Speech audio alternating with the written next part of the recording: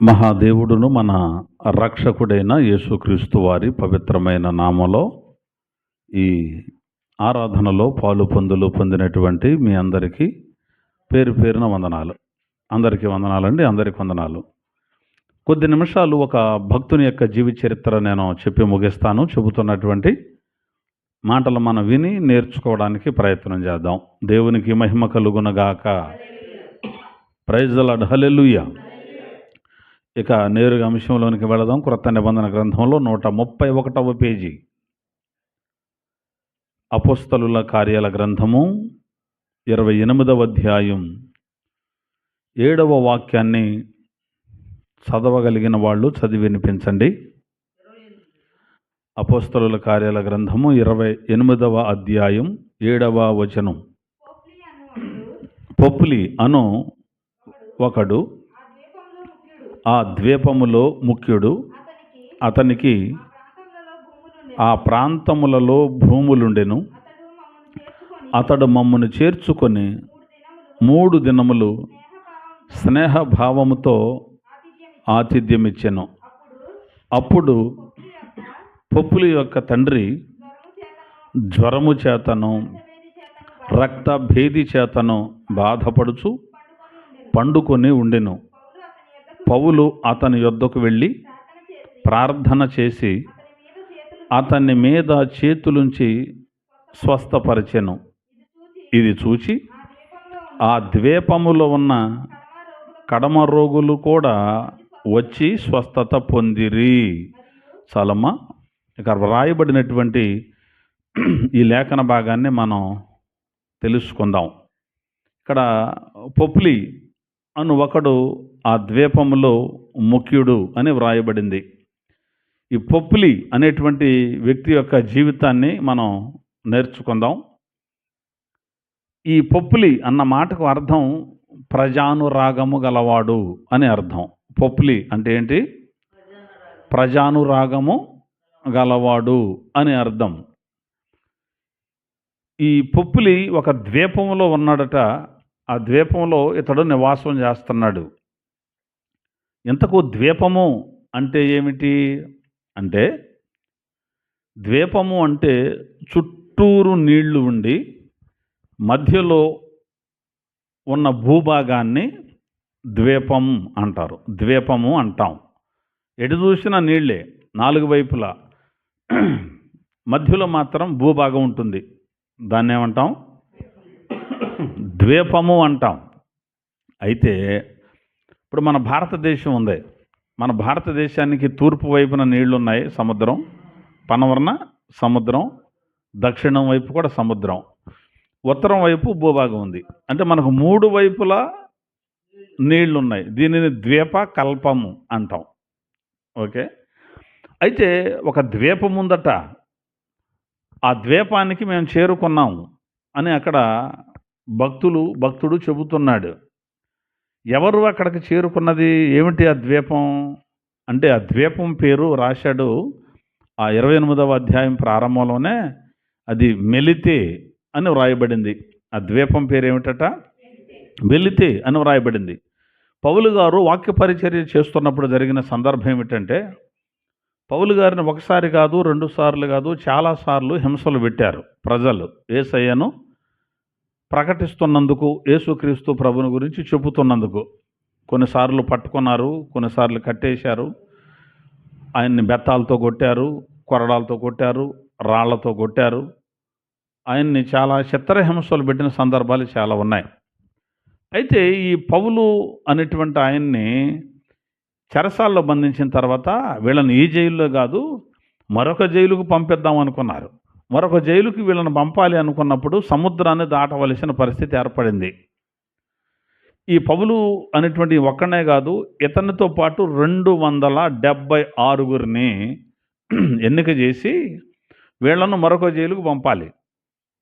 అయితే ఆ పంపించేటువంటి సమయంలో వాతావరణం బావలా. తుఫాను రేగింది, వర్షం వస్తుంది, గాలులు విసురుతున్నాయి. సముద్రంలో ఈ ప్రయాణం క్షేమం కాదు, వద్దు అని ఒక ఆలోచన కూడా చెప్పారు పౌలు. అసలే ఇతను ఖైదీ అయితే ఇతని ఆలోచన ఎవరు వింటారు?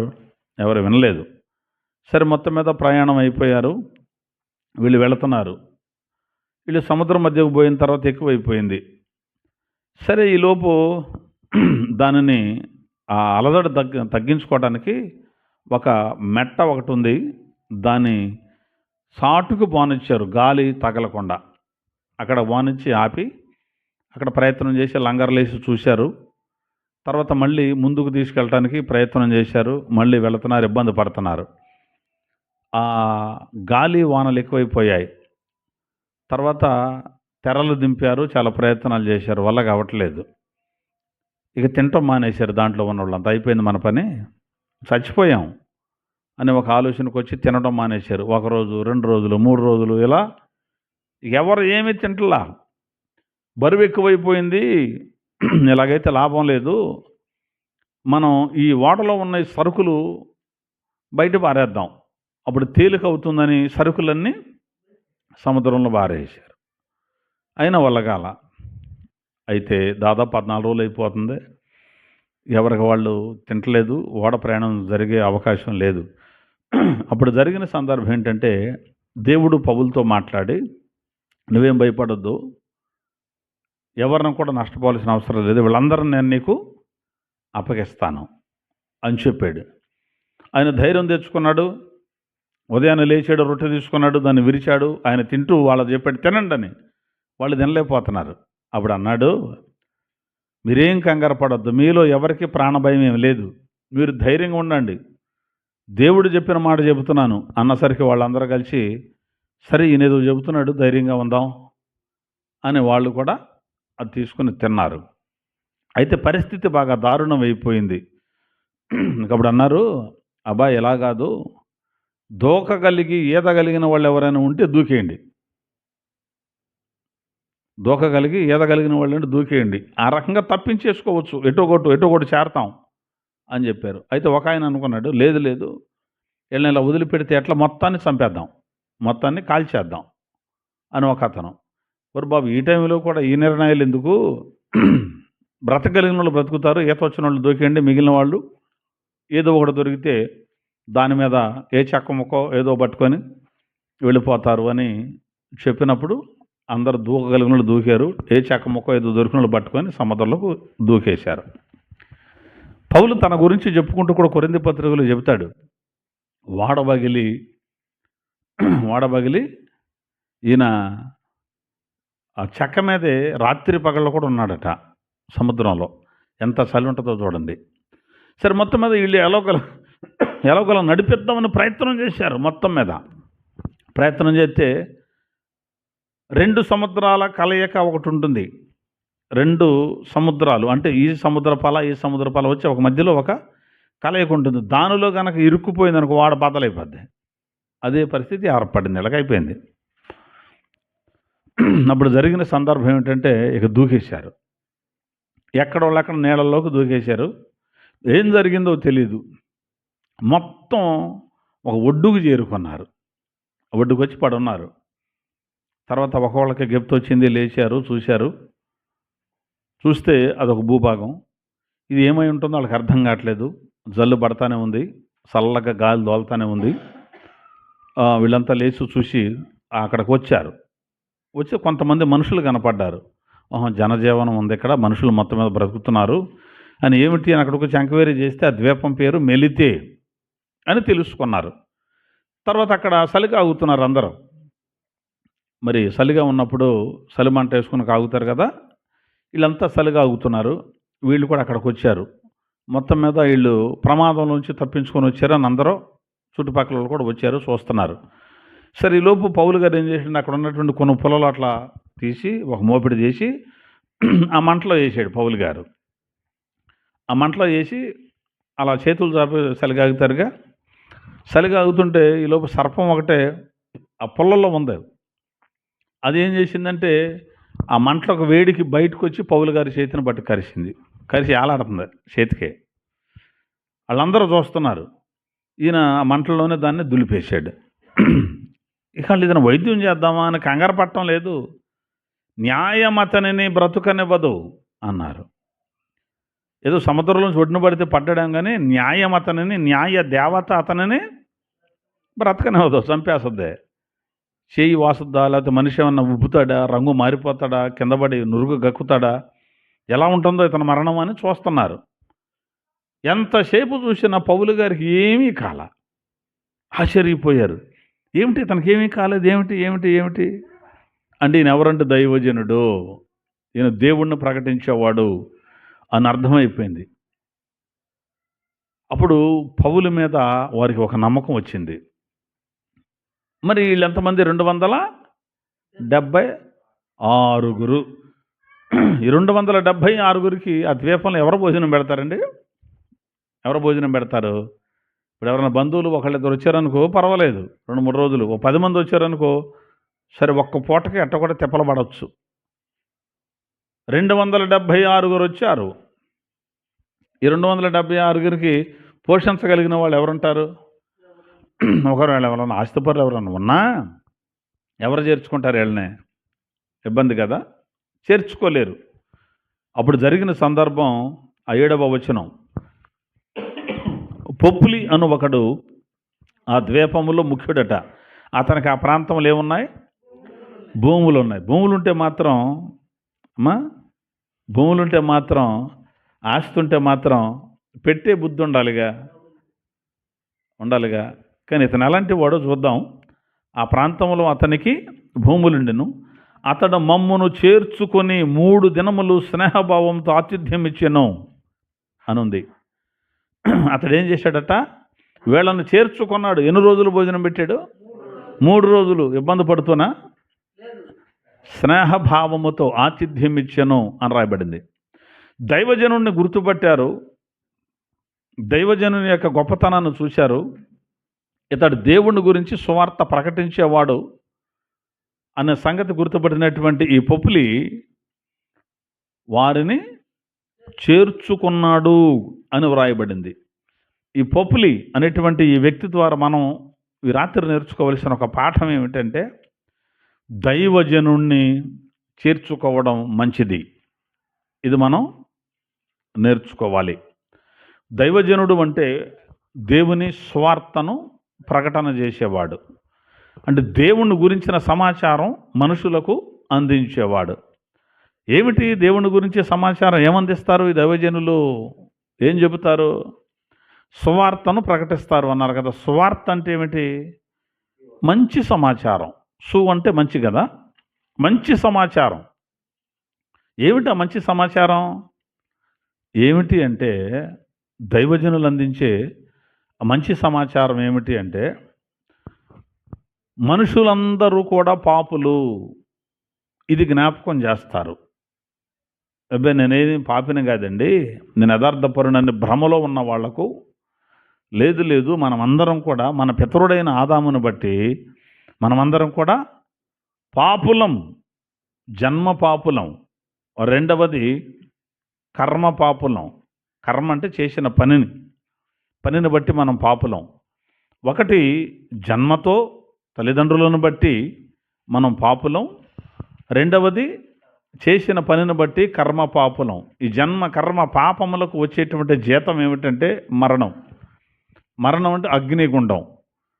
అగ్నిగుండానికి మనం వెళ్ళిపోవలసినటువంటి పరిస్థితులు ఏర్పడ్డాయి. పాపము వలన వచ్చు జీతము మరణమని బైబిల్ చెప్పింది. కాబట్టి ఆ పాపంతో మనిషి ప్రాణం పోగొట్టుకొని అగ్నిగుండానికి వెళ్లకుండా ఆ మనిషిని పాపము నుండి తప్పించి విడిపించి రక్షించడానికి దేవుడే తన కుమారుణ్ణి పంపించాడు. ఆ కుమారుడు తన స్వరక్తమిచ్చి సంఘాన్ని సంపాదించుకున్నాడు. పాపం నుంచి మనుషులను విమోచించాడు, రక్షించాడు. ఆయన యందు విశ్వాసం ఉంచి ఆయనలోనికి మనం బాప్తిస్వం ద్వారా ప్రవేశించి ఆయన శరీర రక్తాలలో పాలు పొంది ఆయన కొరకు ఎదురు చూస్తే ఆయన మళ్ళీ వస్తాడు, మనలను ఆయన ఉండే చోటుకు తీసుకెళ్ళిపోతాడు. కాబట్టి ప్రజలారా, మీ పాపం నుంచి విడిపించబడండి. దానికి ఒకే ఒక్క దారి.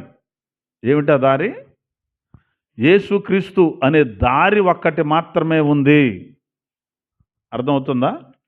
మరి ఏ దారి లేదు అనేది తెలియజేసేదే సువార్త. అదేమిటండి, మేము పూజలు చేస్తున్నాం, మేము ప్రార్థనలు చేస్తున్నాం, మేము యజ్ఞాలు చేస్తున్నాం, మేము యాగాలు చేస్తున్నాం, మేము మా శరీరాన్ని మేము నలగొట్టుకుంటున్నాం, పాపం నుంచి విడిపించబడడానికి చెప్పులు లేకుండా నడుస్తున్నాం, తెల్లబట్టలు 40 రోజులు ధరిస్తున్నాం, మాంసానికి దూరంగా ఉంటున్నాం, సంసార ధర్మాన్ని కూడా విడిచిపెట్టాం, మేము నిష్ఠ కలిగి బ్రతుకుతున్నాం, అపవిత్రమైనది ముట్టకుండా కొన్ని రోజులు దీక్షలో గడుపుతున్నాం, మోకాళ్ళ మీద కొండెక్కుతున్నాం, బోడిగుండు గీయించుకుంటున్నాం, ఏవేవో కార్యక్రమాలు చేస్తున్నాం, అన్నదానం చేస్తున్నాం, గోదానం చేస్తున్నాం, భూదానం చేస్తున్నాం, నేత్రదానం, రక్తదానం, ఎన్నో దాన ధర్మాలు కర్మకాండలు మేము ఎన్నో పాటిస్తున్నాం. ఆచార ధర్మశాస్త్రం మాకుంది. ప్రతి ఆచారాన్ని మేము ఆచరిస్తున్నాం. తద్వారా మేము నీతిమంతులం అవుతాం అని భ్రమపడుతున్నటువంటి వారికి లేదు లేదు, ఇవేవి కూడా మనం అనుకున్న నీతి క్రియలు మురికి గుడ్డలతో సమానం దేవునికి. మనం ఆచరించి ఆచారాలు దేవుని ఎదుట మనలను నీతిమంతులునగా చెయ్యలేవు అని ధృవీకరించి, మరి దాని నుంచి మనం విడిపించబడాలి అంటే ఒక్క యేసు క్రీస్తు అనేటువంటి ఆ వ్యక్తి ద్వారా మాత్రమే సాధ్యం. పాపము నుంచి విడిపించగలిగిన వాడు యేసు ఒక్కడే, ఆయన తప్ప ప్రపంచానికి గత్యంతరం లేదు అని ప్రకటించేదే సువార్త. అలాంటి సువార్త ప్రకటిస్తున్నాడు భక్త పౌలు. ఆయనే కాదు, ఈ రోజున కూడా సువార్త ప్రకటించే వాళ్ళు కూడా అందుకే ప్రకటిస్తున్నారు. దేవుడు దర్శించిన తర్వాత, వాక్యం దర్శించిన తర్వాత దేవుని వైపు కొంతమందిని ఆకర్షించాలి, కొంతమందిని రక్షించాలి. ఏ విధం చేతనైనా ప్రాణం ఒక వ్యక్తిలో ఉండగే అతనిని క్రీస్తులోనికి నడపాలి అనేటువంటి ఒక తాపత్రయం కలిగి వారి కోసం ప్రార్థన చేయని, వారి కోసం సువార్త ప్రకటించని, వారు వద్దన్నా కాదన్నా ఆత్మను రక్షించడానికి ప్రయాసపడేవాడే సువార్త అందించేవాడు అంటే, సేవకుడు అంటే అదే. కాస్త సులకనగా కనపడవచ్చు కొంతమందికి, ఈ పరిచర్య సులకనగా కనపడవచ్చు. ఇక బ్రతకటానికి ఇది ఒక దారండి, మీకు ఏం చేస్తా కట్ట తయారైపోయారండి అని కూడా అనుకుంటున్నారు. అయినా పర్వాలా. అందుకనే వాక్యం ప్రకటించే వాళ్ళు ఎలా ఉన్నారంటే, జ్ఞానం కలిగిన వాళ్ళ అనుకున్న వాళ్ళందరూ ఈ స్వార్థ ప్రకటించే వాళ్ళని ఎలా చూస్తారంటే వెర్రి వాళ్ళు అన్నాడు చూస్తున్నారు. స్వార్థ ప్రకటన అనేటువంటిది వెర్రితనం, వాళ్ళకి ఆ వెర్రితనంగా కనబడుతుంది. అంటే ఆ మాత్రం అవగాహన కూడా వీళ్ళకి లేదు అనుకుంటున్నారు. ఏదో బ్రతకడం కోసం వచ్చేసారు అనుకుంటున్నారు. కానీ కాదు కాదు. మనం ఎవరినైతే వెర్రి వాళ్ళు అనుకుంటున్నామో ఇక వాళ్ళు కూడా ఇక ప్రతివాడు ఇక ఇలా బయలుదేరని అనుకుంటున్నారో, అలాంటి వాళ్ళు యేసయ్య సువార్తను ప్రకటన చేస్తున్నారు. ఏమండి, మరి ఇప్పుడు ఇంతకు అందరూ నిజంగా యేసయ్య సువార్త చెప్పడానికి వచ్చారా? అది మనం నమ్మొచ్చా అంటే బైబిలే నమ్మట్లేదు, అది బైబిలే చెప్పట్లేదు ఆ మాట కూడా. అందరూ అపోస్తలులా? అందరూ కాదు. అందరూ దేవుని స్వార్థ ప్రకటించే, వాక్యం ప్రకటించే వాళ్ళేనా? అందుకే వచ్చారా? కాదు కాదు. వారు అపోస్తలులు కాకయే అపోస్తలులమని చెప్పుకునే వాళ్ళు ఉన్నారు అన్నాడు. సాతాను తానే వెలుగుదూత వేషం వేసుకొని వచ్చాడు అని కూడా అన్నాడు. కాబట్టి సాతానే వెలుగుదూత వేషం వేసుకొని వచ్చినప్పుడు మరి ఆ సాతానుని వెంబడించేటువంటి వాళ్ళు, ఆ సాతాను పిల్లలు మరి ఆ వెలుగుదూత వేషం ధరించటం పెద్ద విచిత్రమేం కాదు అని కూడా చెబుతాడు. అంటే వచ్చిన ప్రతి ఒక్కరూ కూడా, సువార్త ప్రకటించడానికి వచ్చిన ప్రతి ఒక్కరు కూడా నిజంగా యేసే సువార్త ప్రకటించడానికి వచ్చారు అనుకోవడానికి కూడా వీల్లేదు. ఎవరు వాస్తవాన్ని ప్రకటిస్తున్నారు, ఎవరు అవాస్తవాన్ని ప్రకటిస్తున్నారు కూడా వారు ఏం చెబుతున్నారో వినే మనమే పరిశీలించుకోవాలని కూడా యేసయ్య ముందే చెప్పేశాడు. మీరు ఏమి వినుచున్నారో జాగ్రత్తగా చూసుకోండి అన్నాడు. వేషం ధరించారు కొంతమంది, కాదనడానికి వీల్లేదు. గొర్రె చర్మాన్ని తోడేలు కప్పుకుంది అన్నాడు యేసుప్రభు. తోడేలులాగా వచ్చిందనుకో, ఇది తోడేలు అని అందరూ గుర్తుపట్టేస్తాం కదా. గొర్రె చర్మం కప్పుకొని వస్తే ఇది గొర్రె అనుకొని దాన్ని ఈ గొర్రెలు వెంబడేస్తాయి కాబట్టి ఒక్కోదాన్ని పక్కకు తీసుకెళ్ళి తినేస్తూ ఉంటుంది. అలాగే మరి మనం ఎలా గుర్తుపట్టాలండి? బైబిల్ పట్టుకున్న వాళ్ళందరూ కూడా స్వార్థికులే, లేకపోతే సత్యాన్ని చెప్పేవాళ్ళే, వీళ్ళు యేసయ్యను ప్రకటించడానికి వచ్చిన వాళ్ళని నమ్మకూడదు అంటే ఎలా గుర్తుపట్టాలి అంటే ఒకటే దారి, వారి క్రియలను బట్టి వారి ఫలమును బట్టి అన్నాడు యేసుప్రభు. దానికి ఒక ఉదాహరణ కూడా చెప్పాడు. అంజూరపు చెట్టుకి ఖర్జూరపు కాయలు కాస్తాయా? ఖర్జూరపు చెట్టుకి అంజూరపు కాయలు కాస్తాయా? కాయు. ఫలమును బట్టి మీరు చెప్పేయండి. ఇప్పుడు ఒక చెట్టు అక్కడ కనబడుతుందంటే అది పూత బట్టి కాయ వచ్చేసరికి అది ఏ చెట్టు మనకి ఫలం ఖచ్చితంగా రావాల్సిందే. ఆ ఫలాన్ని బట్టి డిక్లేర్ చేసేయచ్చు మనం. ఇప్పుడు వేషధారి అనుకో, ఎంతసేపు ఉంటుంది ఆ వేషం? మంచోళ్ళలాగా వేషం వేసామనుకోండి, ఎన్ని రోజులు వేస్తావు? ఎంతవరకు ఉంటుంది వేషం? ఇది పవిత్రులాగా, పరిశుద్ధులాగా, ప్రజలాగా బ్రదర్ అంటే ఎంతసేపు ఉంటాడట? ఎన్ని రోజులు ఉంటాడు? ఆ రంగు పోద్ది. రంగు ఎన్ని రోజులు ఉంటుంది? ఎన్నో రోజులు ఉండదు, పోద్ది. ఇప్పుడు పావురాలన్నీ మేత తింటున్నాయి అంట. వాటిలోకి కాకి కూడా వెళ్ళింది. అవన్నీ పొడుతున్నాయి దీన్ని. ఎందుకంటే దీని రంగు వేరు కాబట్టి అర్థమైపోయింది. ఇది ఏంట్రా తేడా, వాటికి మాకు తేడా ఏంటని అది గమనిస్తే అవి తెల్లగా ఉన్నాయి, నేను నల్లగా ఉన్నాను. ఇదేగా తేడా అనుకొని ఎవడో ఇంటికి పండగ సున్నం వేస్తుంటే ఇదిలా తొట్లు మునిగొచ్చింది. మునిగి తేట ఆరిపోయేసరికి బాగా తెల్లగా ఉంది. వెళ్ళి తింటుంటే తిన్నెత్తనే పర్వాలేదు. వేషం వేసింది, రంగు మార్చింది, పర్వాలేదు మనలాగే ఉందనుకుని అవి కూడా అయ్యే మాట్లాడలేదు. ఆటతో కలిసి ఇది కూడా నేను కూడా అన్నట్టు వచ్చింది. తొహరపడింది లోపు మబ్బట్టి. అవన్నీ మామూలుగానే ఉండే కానీ దీని రంగు పోయింది, ఒరిజినాలిటీ బయటపడింది. అలాగే వేషం ఎత్తిన రోజులు ఉండదు. వేషధారి అంటే ఏంటి? వేషాన్ని ధరించిన వాడు అంటే నిజస్వరూపం వేరే ఉంది, కానీ వేషాన్ని ధరించిన వాడు వేషం ఎప్పటికైనా బయటకు వస్తుంది. మన చిన్నప్పుడు వస్తుండేవాళ్ళు ఆ వంతుని దగ్గర కూర్చొని కత్తి ఇటు నుంచి టేపుకి వచ్చినట్టుగా అతికించుకునేవాడు కదా, అతికించుకునేవాడు. తలగొడ చుట్టేవాడు, ఇక్కడ పెట్టాడు మేసం పెట్టేవాడు, ఇక్కడ ఘాటు ఒకటి పెట్టేవాడు, ఏదో అనుకుంటూ వచ్చేవాడు.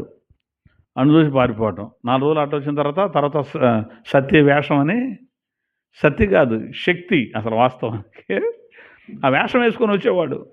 ఆయన చూసి వాడికి ఇద్దరం మళ్ళీ అటుకులు ఇటు పగ్గాలు పట్టుకొని ఆపటం, ఇలా డోలు కొడతాం. ఆడేం కొండలు తగిలించుకొని తారేదు పూసేవాడంట, ఇంత బాగా ఇంటికి లాగా నాలుగేట జాపుకొని వస్తుండేవాడు ఆడు. అది దాని వేషం. ఎంతసేపు ఉంటాడంటాడు? ఈత కాస్త ఊరు తిరిగి ఎంతసేపు, తర్వాత ఊరు పెట్టుకెళ్ళి ఎక్కడెక్కడ ఊడబీకేసి మళ్ళీ స్నానం చేసి ఫ్రెష్గా ఫుల్గా సొక్క వేసుకొని ఒక మొక్క వేసుకొని నిద్రపోతాడు, తీసేస్తాడు వేషం. అలాగే బైబిల్ గ్రంథాన్ని చేత్తో పట్టుకొని కొంతమంది మోసం చేసేవాళ్ళు ఉన్నారు. అందుకే స్టీవెన్సన్ గారు ఒక పాట రాశాడు. దేవుని నడ్డం పెట్టి మోసాలు చెయ్యబోకు, బైబిల్ పేరు చెప్పి వేషాలే వెయ్యబోకు అన్నాడు. నిజమే, అలాంటి వాళ్ళు కూడా ఉన్నారు. అది గుర్తుపట్టలేకపోవటం మన గురుడితనం, మన వివేకం.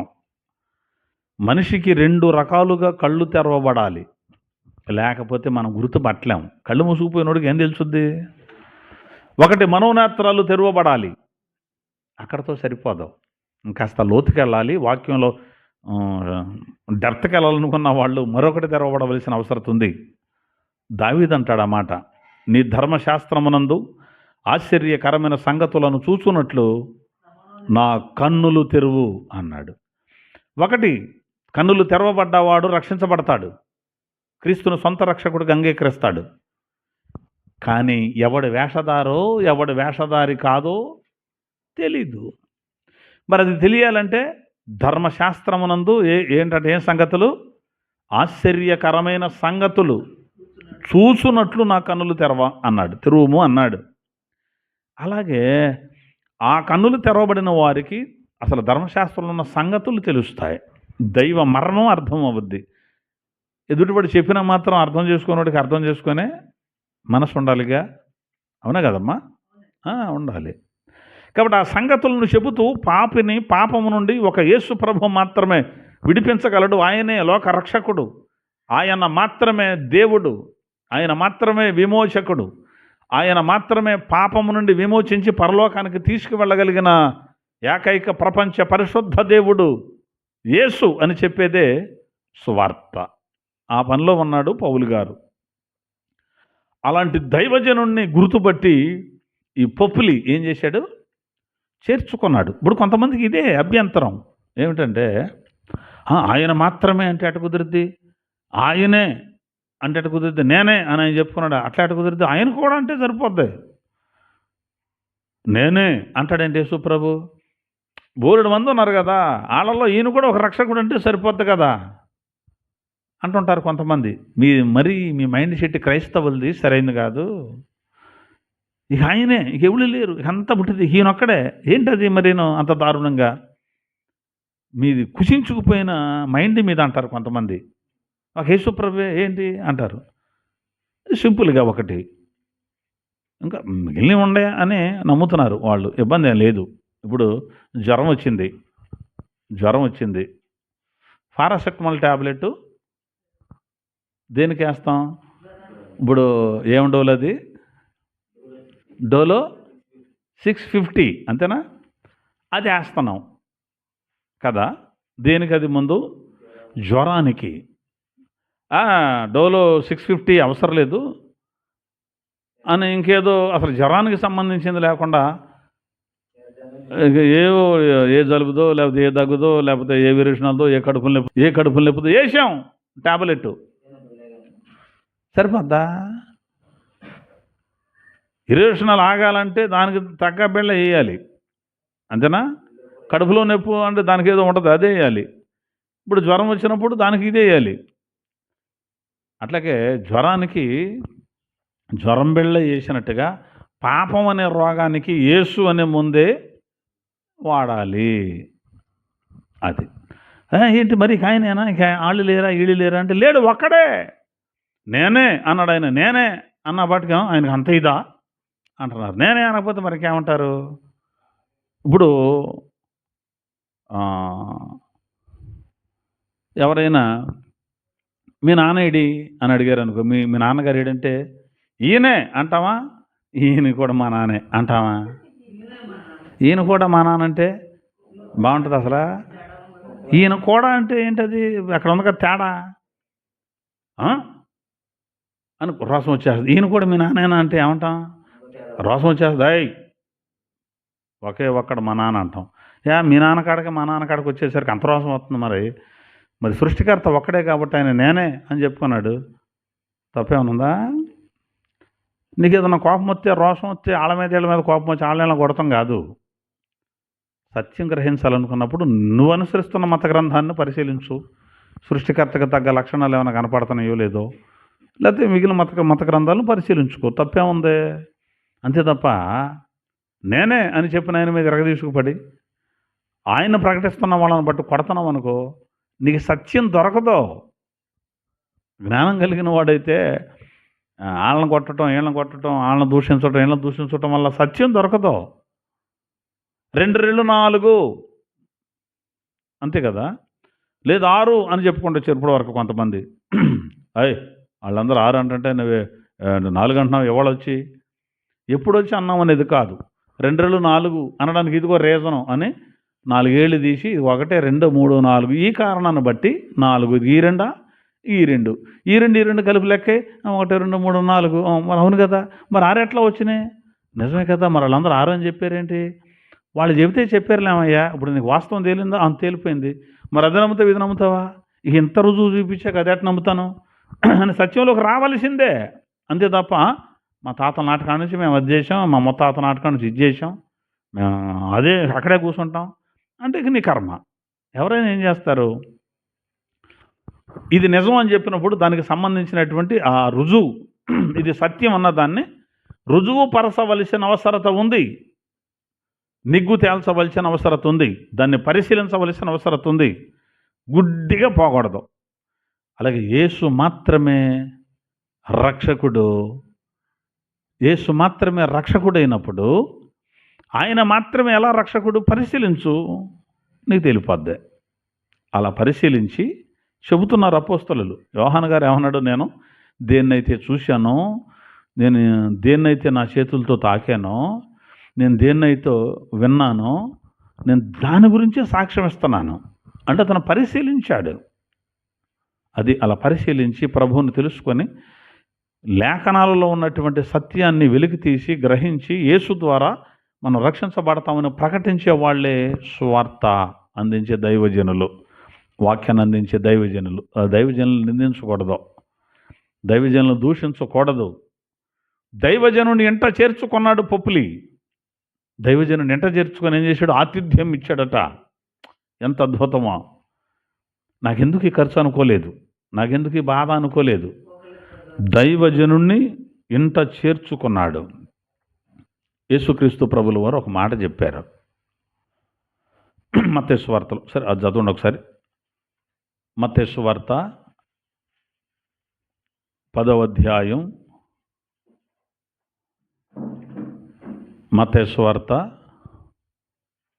10వ అధ్యాయం 40వ వచనాన్ని ఒకసారి చదవండి. మిమ్మును చేర్చుకున్నవాడు నన్ను చేర్చుకొనును, నన్ను చేర్చుకున్నవాడు నన్ను పంపిన వానిని చేర్చుకొనును. చాలు. ఇక్కడ యేసుక్రీస్తు ప్రభుల వారు చెబుతున్న మాట ఏమిటంటే, మిమ్మును చేర్చుకుంటే నన్ను చేర్చుకున్నట్టే.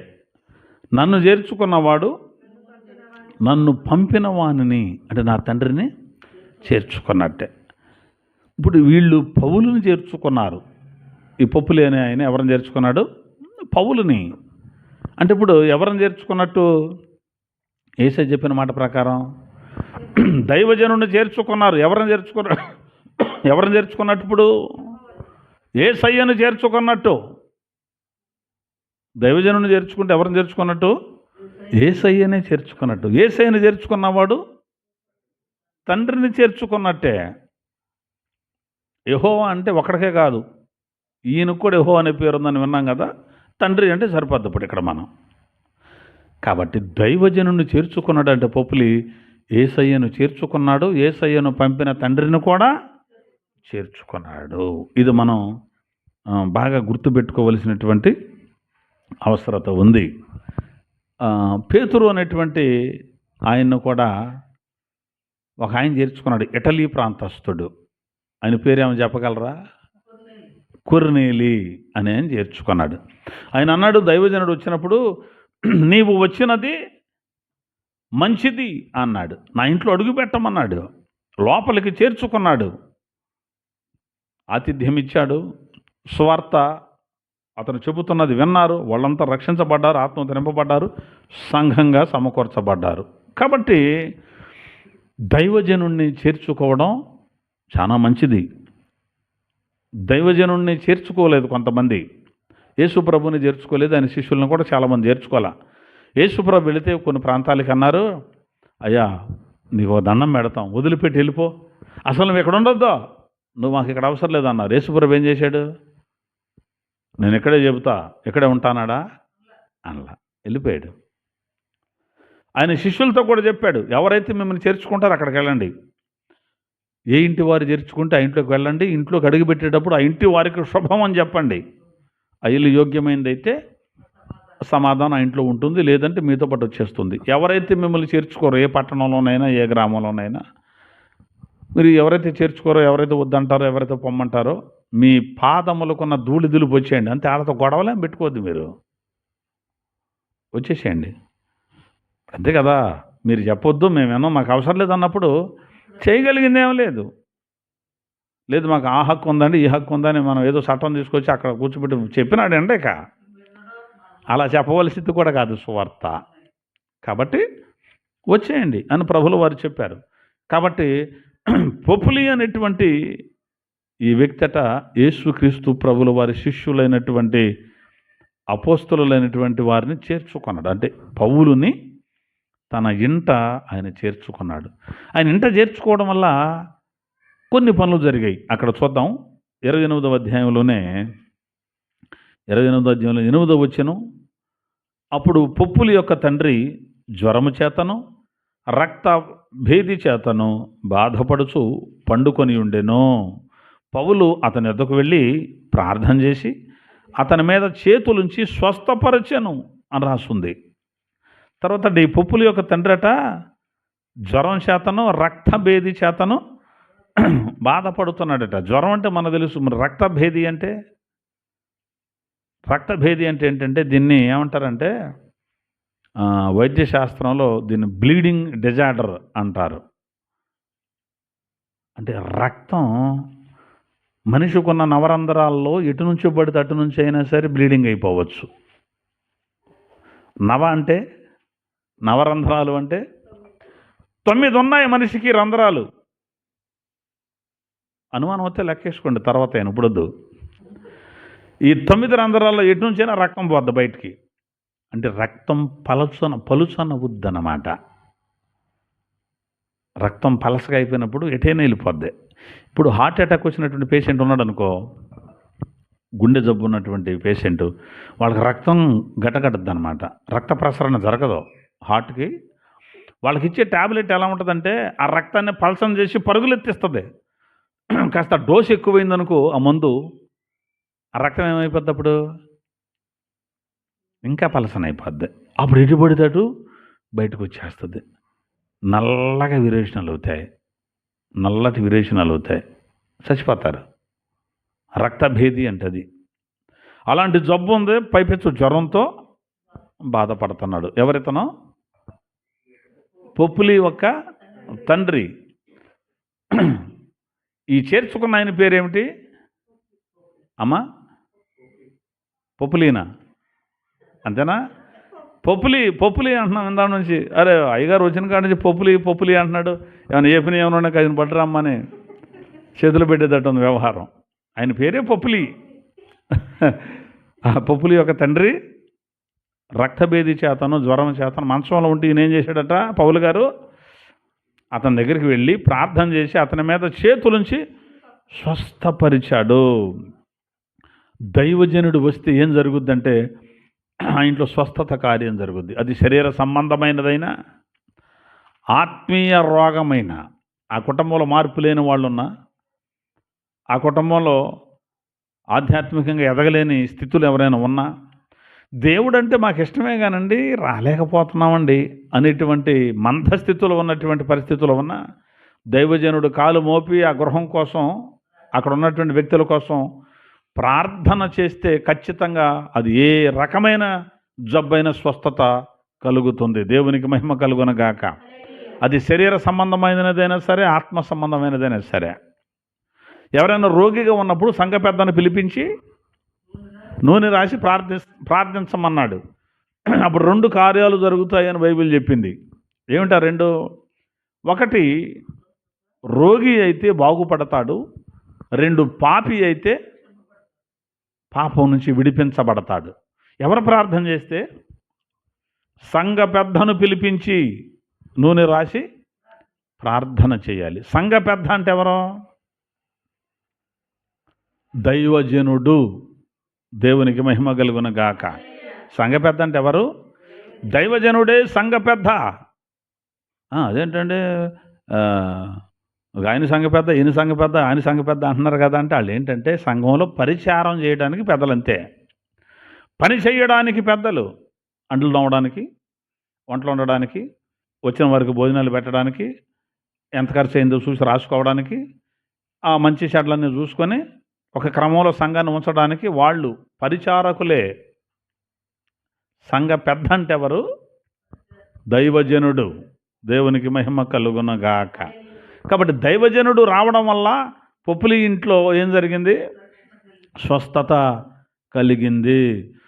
పేతురు గారు వచ్చినప్పుడు ఆయన ఏమన్నాడు? కొర్నేలి, నీవు వచ్చినది మంచిది అన్నాడు. దైవజనుడు రావడం మంచిది. దైవజనుడు వస్తే స్వస్థత కార్యం జరిగింది. అపోస్తుల కార్యాలు 16:34 ఏముంటుందంటే, పౌలు శీలలు చెరసాల నుంచి విడిపించబడిన తర్వాత జైలధికారి రక్షించబడి వారిని ఇంటికి తోడుకొని వచ్చాడట. ఎక్కడికే? ఇంటికి. వాళ్ళని ఇంటికి తోడుకొని వస్తే ఆ ఇంటి వారందరితో కూడా ఆనందించెను అని రాస్తుంది జైలధికారి. 34 వచనంలో 16:34 అంటాడు. వారి ఇంటికి తోడుకొని వచ్చి భోజనము పెట్టి ఏం పెట్టాడు? ఎవరికే భోజనం పెట్టింది? ఎవరికి? దైవజనులకు. ఇంటికి తోడుకొని వచ్చి భోజనము పెట్టి దేవుని యందు విశ్వాసం ఉంచిన వాడై తన ఇంటి వారందరితో కూడా ఆనందించెను. దైవజనుడు ఎందుకు చేర్చుకోవాలి అంటే, ఒకటి స్వస్థత వస్తుంది, రెండవది మంచి జరుగుతుంది, మూడవది ఆనందం వస్తుంది. అందుకు దైవజనులను ఇంటికి చేర్చుకోవాలి. ఈ పప్పులు చేసినటువంటి పని అదే. ఇంటికి చేర్చుకున్నాడట, భోజనం పెట్టాడట. ఎవరైనా సరే దైవజనుడిని ఇంటికి చేర్చుకుని, అయ్యా ఇదిగో మంచినీళ్ళు తాగానే, మంచినీళ్ళు ఇచ్చినా ఖచ్చితంగా దాని ఫలితం నువ్వు పోగొట్టుకో. ఆ ఫలితం దేవుడు నీకు ఇచ్చేస్తాడు. ఎక్కడ ఎత్తాడు? ఈ భూమి మీద. అక్కడ ఇచ్చేది ఇంకా రెట్లు పెంచి ఉంటుంది. ఇది దేవునికి సంబంధించిన కార్యమని నువ్వు ఏ చిన్న పని చేసినా అసలు యేసు ప్రభు ఉంచుకోడు, వడ్డీతో సహా మనకి ఇచ్చేస్తాడు. నేనైతే నమ్ముతాను ఇది. దేవుని కోసం అని ఏదైనా చేయి, ఇది అని అసలు ఉంచుకోవాల్సిన అవసరం కూడా దేవుడికి లేదు. వడ్డీతో సహా ఇచ్చేస్తాడు. నేను ఏదన్నా దేవుడి కోసం ఖర్చు పెట్టాను అనుకుందాం, అసలు నేను ఊహించున్నా మళ్ళీ అంతకంతకే ఇచ్చేస్తున్నాడు. ఏంటి ప్రభు ఈ సంగతి ఎలాగా చాలామంది ఇబ్బంది పడిపోతున్నారు. ఒక టార్గెట్ పెట్టాను. ఇది జనవరి నెల కదా, ఫిబ్రవరి మార్చి కల్లా కట్టవలసిన గోడలు కొన్ని మిగిలిపోయినాయా, మార్చి కూడా పూర్తి అవ్వకూడదు, అయిపోవాలి. దేవునికి స్తోత్రం కలుగును గాక. ఆయన అడుగుతున్నాం, ఆగుద్దా? నేనైతే నమ్మట్లేదు ఆగుద్దంటే. అయిపోయినట్టే కనపడుతుంది. నేను పొద్దున్నే లేచి చూసుకున్నా, ఇక్కడ ఇన్ని రాళ్ళు పడుతున్నాయా, ఇక్కడ ఎన్ని పడుతున్నాయా, ఇక్కడ రైట్, ఇక్కడ అంటే దీనికి ఒక ట్రిప్ పడద్ది, దానికి అదొక ట్రిప్ పడద్ది, మరి ఇక్కడ మరి సిమెంట్ కట్ట ఎన్ని పడుతున్నాయా, రైట్ అనుకున్నా. పొద్దునే తిరిగి చూసా, మొత్తం తిరిగి లెక్కేసేసా. చెబుతాం ఆయనకి, ఏమంటే చూసుకుంటాడు. చూసుకోకపోయినా పర్వాలా, చూసుకోలేదు కదా అని ఆయన ఎమ్మడంతో మానేస్తామా? ఇప్పుడు ఇవ్వగలతో రేపు అవుద్ది. అందుకే 2 నెలలు పెట్టాను టైము. దేవునికి స్తోత్రం కలుగును గాక. కాబట్టి అనేక మంది దైవజనులు ఈ స్థలంలోనికి వచ్చి ప్రార్థన చేశారు. ఈ చోట్లో అనేక మంది దైవజనులు వచ్చి చేతులెత్తి ప్రార్థన చేసిన స్థలం ఇది. ఏమంటే అభివృద్ధి పొందకుండా ఉంటుందా? ఆశీర్వాదం పొందకుండా ఉంటుందా? అనేకులకు సాక్షిగా ఇక్కడికి వచ్చిన వాళ్ళు నిలబడకుండా ఉంటారా? ఖచ్చితంగా ఆశీర్వాదాలు వస్తాయి. సరే, మొత్తం మీద ఈ పొప్పులి అనేటువంటి ఆయన ద్వారా మనం మొట్టమొదటిగా నేర్చుకున్నటువంటి మాట ఏమిటంటే, అతడు దైవజనుని చేర్చుకున్నాడు. చేర్చుకొని ఏం చేశాడు? 7వ వచనంలోనే స్నేహభావముతో ఆతిథ్యం ఇచ్చాడు. ఆతిథ్యం ఇవ్వాలి. చేర్చుకొని కూర్చోబెట్టి పట్టించుకోలేదు అని రాయలేదు. చేర్చుకొని కూర్చోబెట్టి పట్టించుకోలేదు అని రాయలేదు. మరి యేసన్న గారు ఒక మాట చెప్పారు, నాకు గుర్తు వచ్చింది, చెబుతున్నాను. యేసన్న గారు తెలుసుగా మనందరికీ. ఆయన చూశారా డైరెక్ట్గా? చూడలేదా కొంతమంది? నేను చూశానులే. ఆయన ఒక మాట చెప్పారు. ఎక్కడ కోటానికి వెళ్ళారంట. ఎక్కడికో కోటానికి వెళ్తే పిలిచిన ఆయన యేసన్న గారు వాళ్ళని పిలిచారు, వెళ్ళారు. తర్వాత వాక్యం చెప్పేశాడు యేసన్న గారు. అయిపోయిన తర్వాత ప్రార్థన కూడిక అయ్యాక భోజనాలు ఏర్పాటు చేసుకుంటారుగా, అయిపోయింది. తర్వాత భోజనాలు ఏర్పాటు చేశారు, అందరూ భోజనాలు చేస్తున్నారు. యేసన్న గారిని పిలిచిన ఆయన యేసన్న గారిని వదిలేసేసాడు. ఆ భోజనం చేసే వాళ్ళని చూసుకుంటున్నాడంట. వాళ్ళని బాగున్నారా, వీళ్ళని బాగున్నారా అనుకుంటే అందరం చూసుకుంటున్నాడు. ఈయన వదిలేసాడు, ఈయనకు భోజనమే పెడతలేదు. అయ్యా ప్రార్థన చేయండి, మళ్ళీ మీరు దూరం వెళ్ళాలి కదా అని ఈయన పంపించట్లేదు. ఏదో కానికిచ్చి పంపించాలి కదా ప్రార్థన చేయించుకొని. ఇక ఈయన్ని వదిలేసాడు, ఈయనకు భోజనం పెట్టోడు లేడు. వాళ్ళేమో ఆ జనాన్ని అందరినీ పలకరించుకుంటా ఉన్నాడంట. చూశాడు, కోపం వచ్చేసింది. ఇప్పుడు ఉదాహరణ సుబ్బారావు అనుకో, ఆ పిలిచిన ఆయన పేరు. ఇక యేసన్న గారు అన్నాడు, అరే సుబ్బారావు అన్నాడంట. అరే సుబ్బారావు అన్నాడంట. ఉలిక్కిపడి అయ్యగారు చూసి, నువ్వేరా ఏంటి అడుగుతున్నాడు రా అన్నాడంట. ఇదేంట అయ్యగారు నన్ను రా అంటున్నాడు. అయ్యండి వచ్చాడంట. రా కలుమై ప్రార్థన చేస్తా అని ప్రార్థన చేసి వెళ్ళిపోయాడంట. అంటే దైవజనుడిని పిలిచి, దైవజనుడికి మరి భోజనం పెట్టొద్దమ్మా, పట్టించుకోవాలిగా. ఇప్పుడు ఉన్నారుగా విశ్వాసాలు, వాళ్ళని పట్టించుకుంటారుగా. ఇప్పుడు అయ్యగారిని నువ్వు పట్టించుకొని అయ్యగారికి మంచి చెడ్డ చూసిన తర్వాత వచ్చిన వాళ్ళని బాగున్నారా బ్రదర్, దూరంతో వచ్చారా, ఏదన్నా చేసుకో. అట్లా ఈయన చేర్చుకున్నాడు. ఇంటికి చేర్చుకొని ఏం చేశాడు? పట్టించుకోకుండా తిరిగాడు ఆ పొప్పులి. స్నేహభావంతో ఆతిథ్యం ఇచ్చాడు. బియ్యం అయిపోతున్నాయి, ఉంటారా వెళ్తారా, ఉంటారంటావా వెళ్తారంటావా, మరి ఉంటే అట్టా మరి అనుకోవట్లేదు. స్నేహభావంతో ఆతిథ్యం ఇచ్చాడు. అవసరమైతే ఇంకో 10 బత్తాలు మిల్లికేయరా అంటాడు. ఎవరో పోపులి. రెండోది అక్కడ ఏం జరిగింది? స్వస్థత కార్యం జరిగింది. అసలు ఆ నాన్నగారికి ఉన్న రోగం కూడా మొత్తం వదిలిపోయింది. అక్కడతో ఆగిపోయిందా? ఆ సంగతిని ఊరోళ్ళందరూ వచ్చేసారు. అబ్బా మొత్తం వచ్చేసారు. వచ్చిన వాళ్ళు మొత్తం స్వస్థత పొందారు. ఇంకెక్కడ ఆయనకి ఎంత ఎంత ఆనందంతో ఉన్నాడు పొప్పులి. ఆయన ఆతిథ్యం ఇచ్చాడట. కాబట్టి బైబిల్ గ్రంథం చెబుతుంది, హెబ్రీ పత్రిక 13 ప్రారంభంలోనే ఆతిథ్యమియ్య మరిచిపోండి అన్నాడా? మరువకుడి. ఆతిథ్యం ఇవ్వడం మర్చిపోకూడదు. అతిథి అంటే బంధువు అన్నమాట. వచ్చిన వాళ్ళకి ఏమి ఇవ్వాలి? ఆతిథ్యం. తప్పే ఉందండి, ఇప్పుడు రోజు నువ్వు తినేదే కదా. కాబట్టి దైవజనుడికి ఆతిథ్యం ఇవ్వచ్చు. నువ్వేదో ఒక మంచి కూర వండుకున్నావు, చెబుతున్నాను మాట వరుసకే, నీకు దైవజనుడు గుర్తు రావడం తప్పేం కాదు.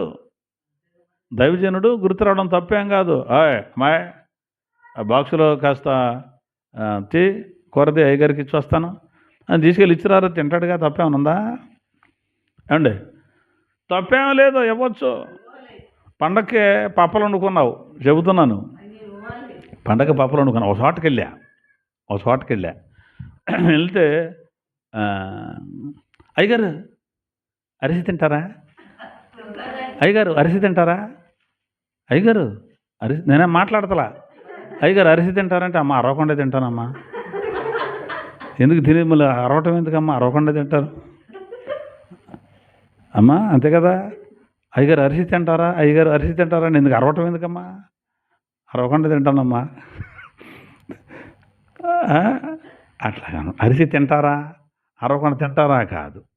నువ్వు ఏం వండుకున్నావు ఇవ్వు. అమ్మ అది నాకు తినకూడదులే నాన్న, ఆరోగ్యపరంగా బాగాలేదు అని అంటాడుగా. తింటారా అంటే ఎవరు తింటారు? అయ్యగారు అన్నం ఏమైనా తింటారా? భోజనం ఏమైనా చేస్తారా? వద్దులేమ్మా, పర్లేదు, వెళ్ళిపోదు, ఇంకాసేపు కాసేపట్లోకి వెళ్ళిపోతాలి. సరేలే అయ్యగారు. తింటారా అని అడిగితే ఏమంటాడు ఎవడైనా? తింటానమ్మా అంటారా? ఉదాహరణ చెబుతున్నాను. కాబట్టి ఆతిథ్యం ఇవ్వడం మనం ఏం చేయకూడదో మర్చిపోకూడదండి. దైవజనుడికి ఆతిథ్యం ఇవ్వడం కొంతమంది ఏం చేసేవారంటే, ఒక అనుభవం, మా పాస్టర్ గారు వాళ్ళ అమ్మగారు టీచర్గా చేసేవారట. ఇప్పుడు దేవదాస్ అయ్య గారు వాళ్ళ నాన్నగారు సేవ చేసే రోజుల్లో ఆ మందిరానికి వెళ్ళేదట. ఇది మా పాస్టర్ గారు వాళ్ళ అమ్మగారు వాళ్ళ తల్లిగారు. ప్రార్థన అయిపోయిన తర్వాత అందరూ ప్రార్థన చేసుకుని ఎవరిదారులు వెళ్ళిపోయేవాళ్ళంట. కానీ ఈవిడ మాత్రం అందరు వెళ్ళిపోయేదాకా ఉండి తర్వాత ఇంట్లోకి వెళ్ళి వాళ్ళ అయ్యగారు వాళ్ళు ఏం వండుకున్నారు అని ఆ దాఖల మీద తపాళాల మీద మూత తీసి చూసేదంట. అవి ఖాళీకి కనపడుతున్నాయి అనుకో, ఇదా పరిస్థితి అనుకొని ఇంటికి వెళ్ళిపోయి కావలసిన సరుకులు ఏదో తీసుకొని మళ్ళీ వచ్చేదంట. దేవునికి మహిమ కలుగున గాక. అలాంటి వాళ్ళు కూడా ఉంటారు కొంతమంది. ఎవరో విశ్వాసులు. అయ్యగారు అని అడుగుతాడా? అడగడం, గంభీరంగానే కూర్చుంటాడు, తెల్ల చొక్క వేసుకుంటాడు, గంభీరంగానే గట్టిగానే మాట్లాడతాడు. తిన్నాడో లేదో మనకు తెలుసా? తెలీదు. తిన్నాడు అనుకుంటున్నాం అందరం, కానీ తినకుండా పరిచర్య చేసిన సేవకులు బోలెడు మంది ఉన్నారండి. అలాంటప్పుడు పట్టించుకునేటువంటి విశ్వాసులు కూడా ఉన్నారు బోలెడు మంది. అలా పట్టించుకున్నటువంటి వారి కుటుంబాలను చూస్తే ఆధ్యాత్మిక జీవితం సంగతి మనకు తెలియదు, వాళ్ళ వ్యక్తిగతంగానే అంచెలంచెలుగా వారి పిల్లల ఆశీర్వాదాలు అనుభవించటం మనం చూస్తాం కళ్ళారా. కాబట్టి దైవజనుడిని చేర్చుకుని ఏం చేశారట? ఆతిథ్యం ఇచ్చారు అని రాయబడింది. గలతీ పత్రిక 6వ అధ్యాయం 6వ వచనం చూడండి. నేను ముగింపులోనికి వచ్చేస్తున్నాను. గలతీ పత్రిక 6వ అధ్యాయం 6వ వచనం చూడండి. సమయం అయిపోతుంది కనుక నేను ముగించేస్తాను. చాలా సంగతులు ఉన్నాయి, కానీ వాక్యోపదేశము పొందువాడు ఉపదేశించువానికి మంచి పదార్థములన్నిటిలో భాగమియ్యవలెను. చాలు. ఇక్కడ వ్రాయబడిన మాట ఏమిటంటే, వాక్యోపదేశము పొందువాడు వాక్యాన్ని ఉపదేశించేవానికి మంచి పదార్థములన్నిటిలో భాగమీయవలెను. వాక్యం వినేవాడు, వాక్యం చెప్పేవాడికి మంచి పదార్థాలన్నిటిలో భాగం ఇవ్వాలి. నేనానికి ఇవ్వాలి అంటే ఏమన్నాడు దేవుడు? అవునా అని ఇమ్మన్నాడు. ఏ పదార్థాల్లో? మంచి పదార్థములన్నిటిలో. ఒక ఆయన నన్ను పిలిచాడు, అయ్యగారు మామిడికాయలు ఉన్నాయి, నేనే తెద్దాం అనుకున్నాను, పట్టుకెళ్ళండి వచ్చారు కదా అని నాకు కవర్లో ఒక 1/2 డజను మామిడికాయలు పంపించారు. 1/2 డజను మామిడికాయలు పంపించారు. తెచ్చాను. ఒక కాయ సైజు ఉంది. నిమ్మకాయను చూశారు ఎప్పుడన్నా? నిమ్మకాయను చూడలేదా? అదే సైజులో 2 కాయలు అరచేతిలో పెట్టుకొని ఫోటో తీశాను నేను. ఇప్పుడు ఈ ఏళ్ళు దాకా కూడా రాలా, ఇదిగో ఇక్కడికే సరిపోయినాయి. 2 మామిడికాయలు పెట్టి ఫోటో తీసే. వాళ్ళ సొంత తోట ఉంది వాళ్ళకి, ఏ క్లాస్ అయినా తోట ఉంది. మరి అది ఉడినియో రాళ్ళనియో మరి వాడినియో ఇప్పుడు కూడికి పిందలు ఉంటాయి చూడు, అలా ఉన్నాయి. అని నేను ఫోటో తీసి, అంటే వద్దనకూడదుగా, తేవాలిగా, తినకపోతే వాళ్ళకి ఆశీర్వాదం ఉండదేమన్నా చివరి వరకు అని తర్వాత పారేశాను అన్నమాట. మీరు ఇచ్చింది తినాలి, అదేదైనా కానీ. మంచి పదార్థాలు ఏమంటే ఆయన ఏంటంటే ఈ మన కొట్ట ఉపయోగపడవ, పారేసే బదులు అయ్యగారికి ఇచ్చే పోతగా అనుకునే వాళ్ళు కూడా ఉన్నారు. లేరు అనుకున్నారండి. నిన్నటి నుంచి నిన్న తిన్నాము మాంసం కూర, ఇవాళ తిన్నాం మాంసం కూర, 3 రోజులు అవుతుంది, ఫ్రిడ్జ్లో పెట్టాం, పారేద్దాం, పారేసే బదులు అయ్యగారు ఉన్నాడు ఇచ్చి రారాదు అనేవాళ్ళు కూడా ఉంటారమ్మా. తప్పు. నువ్వు ఇచ్చేటువంటి రూపాయి కాగితం అటు నలిపి ఇటు నలిపి అది మడతపడి చిరిగిపోతే దానికి మళ్ళీ గమ్ము పెట్టి అతికిచ్చి సూపర్ కాగితం కవర్ చేసి ఎవరు చూడకుండా కాముకు తీసుకొచ్చే డబ్బాలు వేసే వాళ్ళు కూడా ఉంటారు. ఇచ్చేది అయితే కదా మంచిగా కాగితం మీరాదు, మళ్ళీ అదే కొట్టుకాడగా అయ్యగారు పట్టుకెళ్తే ఇది పడదాం అని వాళ్ళు మళ్ళీ బారేయటం. ఈ బాధలంతా ఆయనకి ఎందుకు? మంచి దానిలో భాగం ఇవ్వాలి. ఏమన్నారు ఇకపోతే ఏమనుకుంటారు అని కొంతమంది ఎట్టెత్తారో ఈ మాట చూపించి ముగించేస్తాను. కొరింథీయులకు రాసిన 2వ పత్రిక 9వ అధ్యాయం తీయంగానే వచ్చింది 7వ వచనం. సణుగు కొనకయు 7వ వచనం, 9వ అధ్యాయం 7వ వచనం. సణుగు కొనకయు బలవంతముగా కాకయు ప్రతివాడ, కొంతమంది ప్రతివాడును తన హృదయములో నిశ్చయించుకొనిన ప్రకారం ఇయ్యవలెను. దేవుడు ఉత్సాహముగా ఇచ్చువానినే ప్రేమించును. చాలు. దేవుడు ప్రేమిస్తాడట ఇచ్చేవారిని. ఎలా ఇచ్చేవారిని? ఉత్సాహం అంటే మంచి హుషారుగా ఇవ్వాలి. ఎప్పుడు వెళ్ళాలా అయ్యగారి దగ్గరికి, ఎప్పుడు తీసుకెళ్ళి ఇప్పుడు అయ్యగారి చేతులు పెట్టాలా, ఇప్పుడు వెళ్ళి ఇప్పుడు అయ్యగారికి ఈ కానుక ఇవ్వాలా, లేకపోతే ఇదిగో కూరగాయ వంకాయలు కాసినాయో, లేకపోతే దోసకాయలు కాసినాయో, లేకపోతే ఈ చెట్టుకి ఏదో ఫలం వచ్చిందో, లేకపోతే గేదె పాలు ఇచ్చిందో, ఏదో ఒకటి ఉంటుంది చూడు. కొంతమంది పాపం ఉత్సాహంగా సంతోషం అలా ఉండాలి. ఉత్సాహంగా ఇపోతే ఏమన్నా అనుకుంటాడు ఎవరా, చూద్దాంలే ఈసారి వెళ్ళినప్పుడు చూద్దాంలే, అటు వెళ్ళినప్పుడు చూద్దాం అనుకుంటే అక్కడ ఏమన్నాడు? ఇచ్చువానని ప్రేమిస్తాడు, ఉత్సాహంగా ఇచ్చేవాడిని ప్రేమిస్తాడు. నిరుత్సాహంగా ఇచ్చువానని ఇంకెక్కడ ప్రేమిస్తాడు? ప్రేమకు చోటు ఉంటుందా? ఉండదా? కాబట్టి దైవజనుడు అనగానే ఆ మనవాడు మన బేదరేగా అన్నాడే, నాకు బాగా తెలుసు ఆయన. అట్లా కాదు, దైవజనుడిని దైవజనుడిగా గుర్తుపట్టు.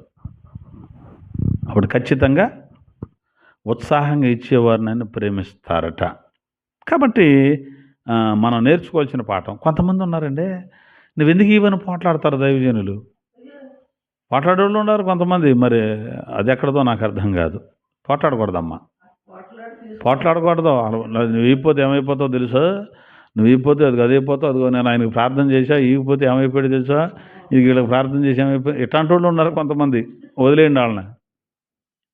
ఇగిపోతే అట్ట అయిపోయారు తెలుసు, ఇగిపోతే ఎట్ట అయిపోయారు తెలుసు. వాళ్ళు అట్ట అవటం వీళ్ళు ఎట్ట అవటం ప్రార్థన చేస్తున్నాడా? ఇప్పుడు ఈయన కాకపోతే ఆయన అవుతాడు, ఆయన కాకపోతే ఆయన అవుతాడు, ఎవడు కాకపోతే అటు ఒడుకో. అది నేర్చుకోవాలి. ఓకేనా? కదా. మొత్తం మీద ఈ పొప్పులి అనేటువంటి ఆయన ఎంత మంచోడో చూడండి.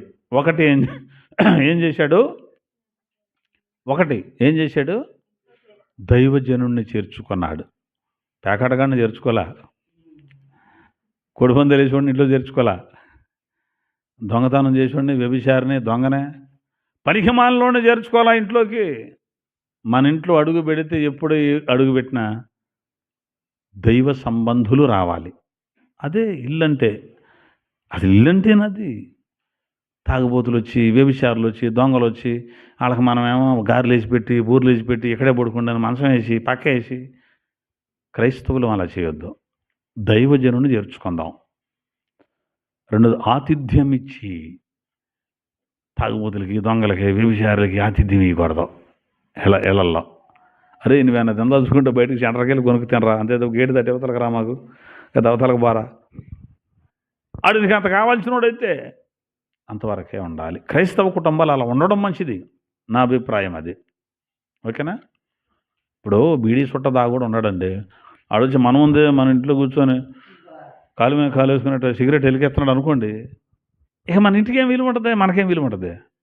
ప్రభువుని నమ్మారు కానండి వాళ్ళ ఇంట్లో సినిమా పాటలు పడతాయండి, ప్రభువుని నమ్మారు కానండి వాళ్ళ ఇంట్లో సిగరెట్లు బీడీలు తాగుతారండి, ప్రభువుని నమ్మారు కానండి వాళ్ళ ఇంట్లోంచి బూతులను పడుతున్నాయండి. మనం మాట్లాడకపోయినా వీళ్ళు వచ్చి కూర్చొని మాట్లాడుతుంటారు. ప్రభు కూటమి గారు మొన్న గారు కూటమి జరిగింది ఆ ఇంట్లో, ఇప్పుడు అంటే సినిమా రికార్డులో ఒక దంచు కొడుతున్నారు అంటే అంతే వాళ్ళ పరిస్థితి అది. అలాంటి స్థితి మన ఇళ్ళల్లో ఉండకూడదు. పొప్పులి ఇంటి వలె మనం ఉండాలి. పొప్పులి అని ఆయన దైవజనుని చేర్చుకున్నాడట, తర్వాత ఆతిథ్యం ఇచ్చాడట. ఆయన ప్రజానురాగము కలిగిన వాడు, అనేకులు ఆయన్ని ఆ పొప్పులి అంటే ఇదండి నెంబర్ 1 అండి. ఆయన సామాన్యుడు కాదండి, చాలా మంచివాడండి, ప్రేమ కలిగిన వాడండి, ఆయన దయగలిగిన వాడండి, ఎవరైనా బాధపడితే చూస్తూ ఊరుకోలేడండి, తనకు చేయగలిగింది ఏదో చేస్తాడండి, మంచి చేసే వ్యక్తి అండి. ఇదంతా ప్రజాను రాగము కలిగిన వాడు. ఈ పొప్పులి ద్వారా ఈ రాత్రి దేవుడు మనతో మాట్లాడాడు. మనం కూడా దైవజనుని చేర్చుకోవాలి. దైవజనుడు అంటే ఎవరో తెలుసుకున్నాం కదా. ఎంత అద్భుతమైనటువంటి సువార్త అండి అది. చచ్చిపోయేవాడిని బ్రతికించేదే సువార్త కదా. అలాంటి సమాచారం తీసుకొచ్చిన దైవజనుని చేర్చుకోవాలి మన ఇంటికి. నరకానికి పోతున్న వాళ్ళను తప్పించి దేవుని రాజ్య సభ్యుడిగా చేసేదే దైవజనుడు. యేసయ్య ఇలా చెయ్యగలడు అని యేసయ్య దగ్గర నడిపించేదే దైవజనుడు. మన కుటుంబం కోసం ప్రార్థన చేసేదే దైవజనుడు. అలాంటి దైవజనుడిని ఇంట చేర్చుకోవాలి. నేను మన మందిరానికి వచ్చే ప్రతి ఒక్కరిని, నాకు టచ్లో ఉన్న ప్రతి ఒక్కరిని నేను జ్ఞాపకం చేసుకుంటాను.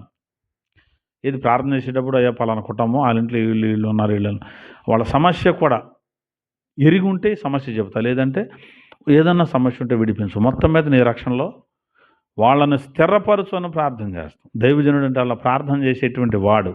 అలాంటి వాడిని చేర్చుకుందాం, దైవజనుడికి ఆతిథ్యం ఇద్దాం.